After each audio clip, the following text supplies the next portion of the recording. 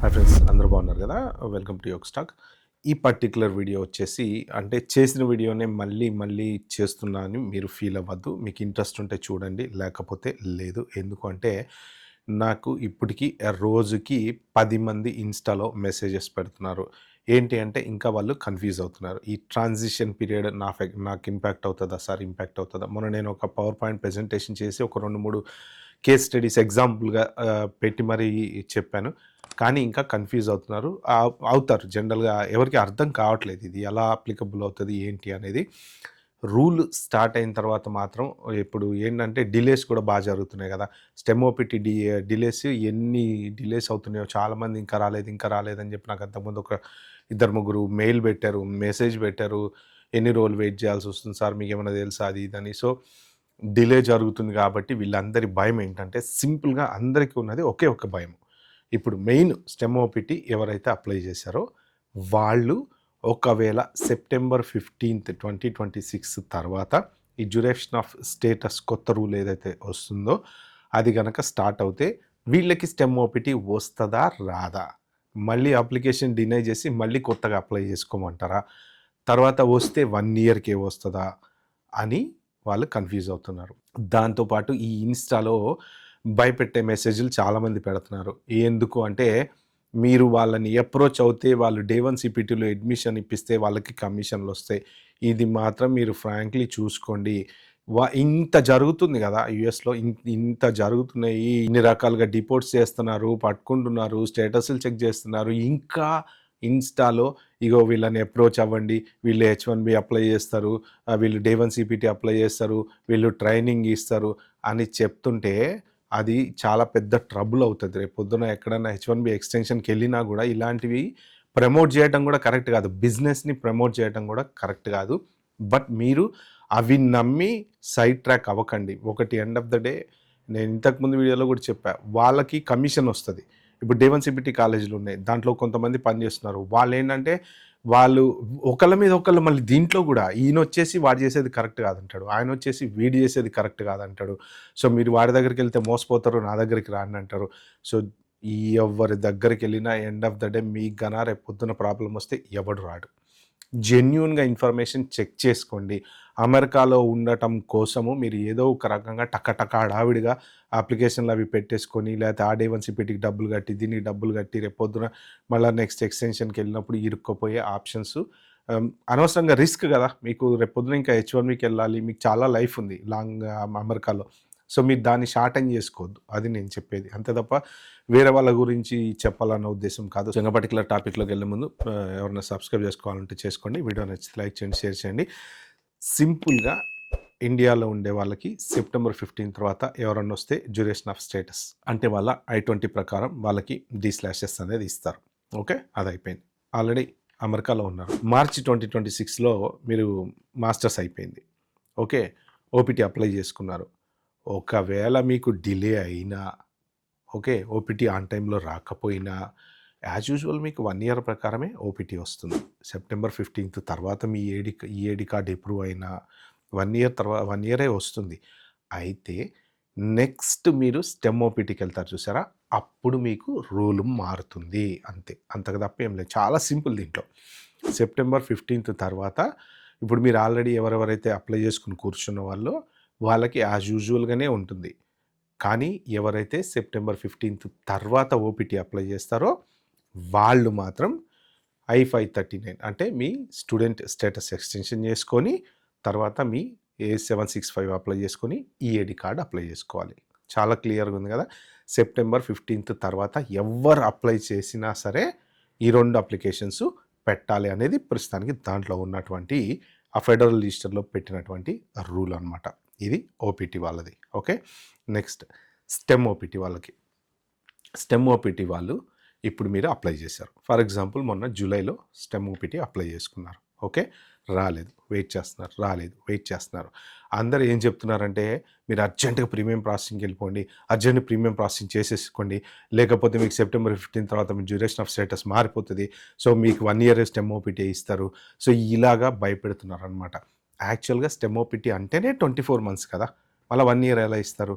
So most probably 24 మంత్సే ఇస్తారు. 1 year short అని ఏం చేయరు మీకు. అంటే వాళ్ళు చెప్పే ఉద్దేశ్యం ఏందంటే 1 ఇయర్ తర్వాత అయినా మళ్ళీ మీరు I-539 స్టూడెంట్ ఎక్స్టెండ్ చేసుకోవాలి కాబట్టి 1 ఇయర్ ఇచ్చే ఛాన్స్ ఉంది కాబట్టి హడావిడిగా ప్రీమియం ప్రాసెసింగ్కి వెళ్ళిపోండి, డబ్బులు కట్టేసేయండి అంటున్నారనమాట. సో అది మెయిన్ జరుగుతుంది. మీరు ఒకవేళ ప్రీమియం ప్రాసెసింగ్కి వెళ్ళినా వెళ్ళకపోయినా September 15 తర్వాత అయినా మీరు already apply even September 14th September 13th మీరు స్టెమ్ ఓపీటీ అప్లై చేసినా మీ అప్లికేషను పాత లెక్కలోనే ఉంటుంది. ఓకే, మీకు 24 మంత్సే వస్తుంది. కానీ ఇక్కడ మీరు అర్థం చేసుకోవాల్సింది ఏంటంటే వాళ్ళు డీప్గా చెక్ చేస్తారు. ఏం చెక్ చేస్తారు? మీ ఎంప్లాయ్మెంట్ ప్రాపర్గా చెక్ చేస్తారు. ఓపీటీ మీద ఉన్నప్పుడు మీరు ప్రాపర్గా జాబ్ చేశారా, మీకు శాలరీ వచ్చిందా లేదా చెక్ చేస్తారు, సైట్ విజిట్ చేస్తారు, ఇవన్నీ చేస్తారు. అంతే తప్ప అవన్నీ కరెక్ట్గా ఉంటే మీకు స్టెమ్ ఓపీటీ ఇస్తారు. ఎప్పుడైనా ఒకటి గుర్తుపెట్టుకోండి, అమెరికా రూల్ ఏం చెప్తుంది అంటే if you follow the law you have no problem. Okay, వాళ్ళు ఏ రకమైన వీసాని ఎక్కడ ఆపరు. ఈ ప్రాబ్లం అంతా ఎవరికి వస్తుంది అంటే జనరల్గా అక్కడిక్కడ లెటర్లు తీసుకొని వెళ్ళి డిఎస్ఓకి సబ్మిట్ చేసి తర్వాత వెళ్ళి స్టెమ్ ఓపీటీ ఎక్స్టెన్షన్లు ఓపీటీ ఎక్స్టెన్షన్లు తెచ్చుకొని పార్ట్ టైం జాబులు చేసుకునే వాళ్ళకి మాత్రమే ప్రాబ్లం. మీకు జెన్యూన్గా జాబ్ ఉంది అంటే ఎటువంటి ప్రాబ్లము లేదు. మీరు పే స్లిప్లు పెడతారు, కంపెనీ లెటర్ పెడతారు. ఫర్ ఎగ్జాంపుల్ ఒక పర్సన్ అమెజాన్లో జాబ్ చేస్తున్నాడు, స్టెమ్ ఓపీటీ అప్లై చేశాడు. అమెజాన్ ఇచ్చింది జాబు, లేకపోతే గూగుల్ ఇచ్చింది, మెటా ఇచ్చింది జాబు. ఎందుకు ఇవ్వరండి? ఎందుకు ఇవ్వరు చెప్పండి? జాబ్ ఉంటే ఎవరైనా ఇస్తారు. లేదు ఏదో ఒక డబ్బా కొట్టు కిరాణం కొట్టులో ఒక లెటర్ తెచ్చుకున్నాడు. ఇంతకుముందు ఇప్పుడు దాకా యూఎస్సిఎస్ చెప్పేది కూడా అదే కదా, ఎక్కడి నుంచో లెటర్ తెచ్చుకుంటారు, సబ్మిట్ చేస్తారు, స్టెమ్ ఓపీటీ తెచ్చుకుంటే పార్ట్ టైం జాబ్స్. అలా చేశారనుకోండి, ఎందుకు ఇస్తారు వాళ్ళు? ఇవ్వరు. సైట్ విజిట్ జరిగిందంటే అయిపోయి మొత్తం బయటపడుతుంది. అంతే తప్ప అదర్ దెన్ దట్ మీరు భయపడొద్దు, అస్సలు టెన్షన్ పడద్దు. మీ రూల్స్ ఫాలో అవ్వండి, పర్ఫెక్ట్గా మీకు అన్ని వీసాలు వస్తాయి. ఇది స్టెమ్ ఓపీటీ వాళ్ళకి. Once quick clarity, September 15th లోపల ఎవరు అప్లై చేసినా సరే మీకు యాజ్ యూజువల్గా అదే రూల్ ప్రకారం స్టెమ్ ఓపీటీ వస్తుంది. కానీ తర్వాత ఫర్దర్ డౌను మీరు కొత్త రూల్లోకి వెళ్తారు. ఇప్పుడు ఏ వీసా వచ్చినా ట్రాన్సిషన్లోనే ఉంటారు. ఓకే, ఇది క్లియర్ అయింది కదా. నెక్స్ట్ ఇంకోటి, ఇండియా ట్రావెల్ చేసి మళ్ళీ వెనక్కి వచ్చినప్పుడు మీ D/S అనేది పోతుంది.